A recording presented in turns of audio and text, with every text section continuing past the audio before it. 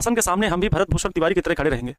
जब तक गांव वालों को उनका न्याय और उनके हक की जमीन, उनके हक की जो सरकारी सेवाएं हैं, जब तक दिला नहीं लेंगे, तब तक ये भरत भूषण तिवारी हटे। आज भी भगत सिंह और चंद्रशेखर जैसे आजाद जैसे लोग हमारे भारत में, भूषण तिवारी ने कोई गलत काम ऐसा नहीं किया था। हम बाद में मानते हैं कि उन्होंने असंवैधानिक तरीके से, उनके हाथ में पिस्टल थी, लेकिन वो पिस्टल भी उस बंदे ने अपने लॉकेट को बेच करके वो पिस्टल लेकर के आए थे। वो तब लेकर के आए थे जब पुलिस ने उन्हें अनावश्यक परेशान करना शुरू किया और ये कहा कि ये मानसिक रूप से बीमार है, हम इनको गिरफ्तार करते हैं। उस बंदे के पास ना तो कोई FIR था उस बंदे के खिलाफ और ना ही कोई मुकदमा दर्ज था। आज तक एक सिंगल कोई मुकदमा दर्ज नहीं हुआ और वो इंसान केवल उन बाढ़ पीड़ितों को न्याय दिलाने के लिए, भोजपुर जिला में जनिया गांव कहां से जो है बाढ़ पीड़ित लोगों को दूसरे गांव में 18 किलोमीटर दूर जमीन दी गई, ना तो वहां रोड, ना तो वहां बिजली, ना तो वहां घर, सिर्फ फिर से 18 किलोमीटर दूर उन गांव के लोगों को भेजा भी गया, तो वो भी बाढ़ ग्रसित क्षेत्र।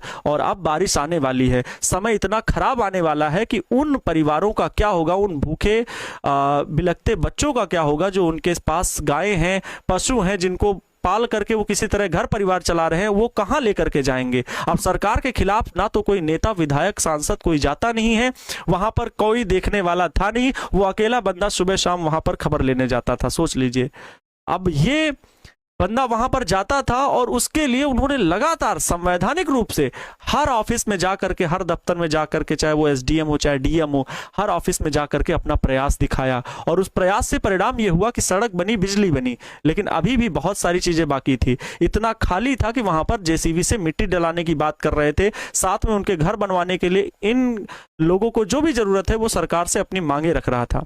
बस एक मांग थी और फिर तो चलो सब कुछ ठीक था। प्रशासन को उन्होंने जो वीडियो डाला आप बिल्कुल देख सकते हैं। आज के पहले कितनी बार उन्होंने वो पोस्टें लिखी और कहा कि मैं जब तक जिंदा हूं तो ठीक है, लेकिन जब भी मेरा शरीर मरे, तो जब भी शरीर से मेरी आत्मा निकले, तो मेरे शरीर के जो भी अंग दान किए जा सकते हैं, तो पहला आर्मी को दिया जाए और दूसरा इस प्रशासन को दिया जाए और तीसरा आम जनता में बांट दिया जाए, जो भी जरूरी। मतलब सेवा भाव यार, इसे कहते हैं। कोई मरने का खौफ नहीं। और जब उन्होंने सरेंडर किया, वो वीडियो बनाते हुए फेसबुक में लाइव डाला और पिस्टल को फेंक दिया और सरेंडर कर दिया कि भाई अब हम सरेंडर हैं, आप जो भी लेके चलना चाहते हो, अपने साथ जेल में डालना चाहते हो, जेल में डालो। लेकिन ये अंग्रेजों के जमाने का भारत क्या अभी बदला नहीं है, या फिर कहीं ना कहीं प्रशासन में कमी है, वो समझ बाकी है जो समझ होनी चाहिए थी। वास्तव में किसी निहत्थे पर गोली चलाना ये कोई एनकाउंटर नहीं, अपराध है। उत्तर प्रदेश का जो मॉडल है ना, वो वहां पर जो वास्तव में अपराधी है, गुंडा है, मवाली है, वहां पर एनकाउंटर का, अगर आज भारत में सबसे ज्यादा एनकाउंटर हुए हैं उत्तर प्रदेश में हुए हैं। और ये प्रशासन का काम है कि ऐसे लोगों को, और एनकाउंटर का मतलब नहीं होता कि जान से मार देना, पैर पे गोली मारना जिससे कि वो भागने ना पाए और उन्हें जेल में डाला जा सके सुधारने के लिए, तो ऐसा होता है। लेकिन इस प्रकार से अगर गलत धारणा बना करके किसी पर, निहत्थे पर गोली चला देना, वो एनकाउंटर नहीं, वो हत्या कहलाती है। और प्रशासन इसमें क्या हक दिखाता है यार, हमें तो समझ में नहीं आता ये किस तरह से काम हो रहा है। मुझे कुछ भी इन बातों में समझ में ही नहीं आया और मैं आप लोगों के सामने इन सब बातों को रखना भी नहीं चाहता। लेकिन जहां राष्ट्रहित की बात हो, वो बात जरूर करना चाहूंगा कि हमें थोड़ा बहुत जागरूक होना पड़ेगा अपने कार्यों के लिए, अपनी चीजों के लिए हमेशा प्रश्न चिन्ह उठाने का जज्बा और जुनून होना चाहिए।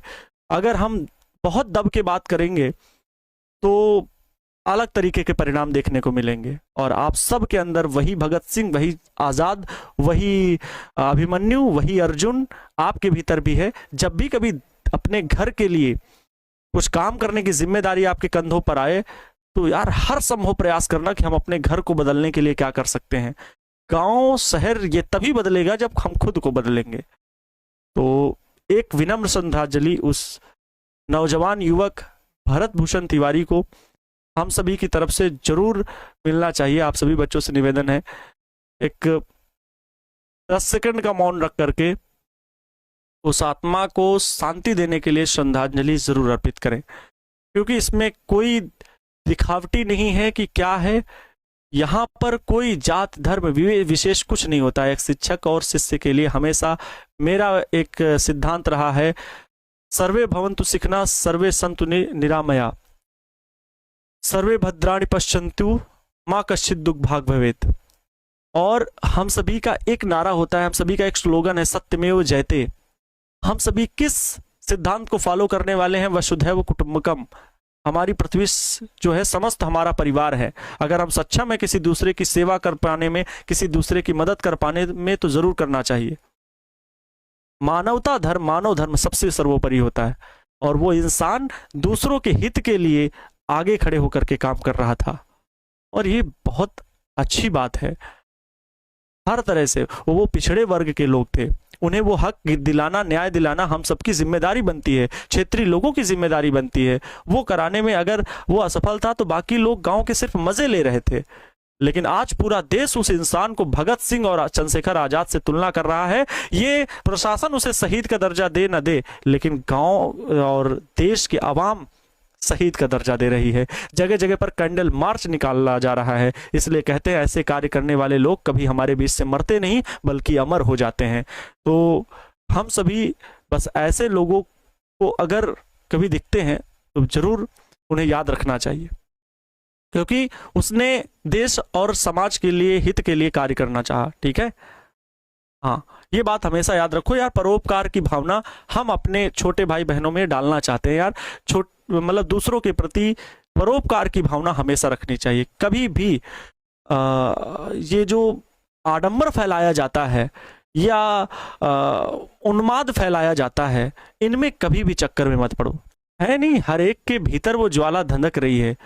इस समय देश के हालात अगर देखे जाए ना, नीट की परीक्षा किस प्रकार से कराई गई, एसएससी का धांधली किस प्रकार से हुई, और आप सभी बच्चों से मैं इसलिए कह रहा हूं, आप इंटर में पढ़ रहे हो, आगे आने वाली समस्याएं, आगे आने वाली जिम्मेदारी आपके कंधों पर भी आने वाली है। सरकारें, सत्ता बदलती रहती है, सत्ताएं चलती रहती हैं, कुर्सी की सीट की लड़ाई जो है वो हर किसी के बीच जंग की तरह होती है। लेकिन हम सब आवाम हैं और हम सभी राष्ट्र का निर्माण करते हैं। अगर एक शिक्षक और शिष्य ये समझ ना पाए कि आने वाली पीढ़ियों को हम क्या देने वाले हैं, ये सीख ना ले पाए उन महान लोगों से जो राष्ट्र हित में, देश हित में कार्य करते हैं, तो हम एक दूसरे के लिए कार्य करना बंद कर देंगे, समाज सेवा करना बंद कर देंगे। उस